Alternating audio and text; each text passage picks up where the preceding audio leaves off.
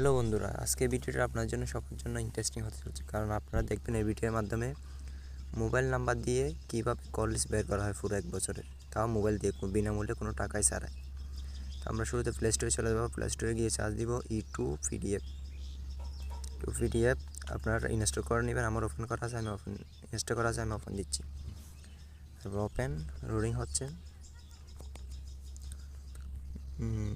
তারপর ক্যান্সেলে দিবেন, তারপর দিবেন যে ক্লিক টু কানেক্টিং নিচেরটা। তারপর দিবেন যে জেনারেল কল লগইন।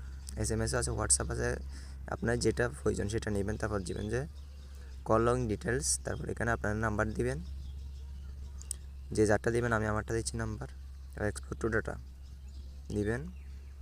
লোডিং হচ্ছে। নেট স্লো সেজন্য নেট স্পিড থাকলে তাড়াতাড়ি হয়ে যাবে।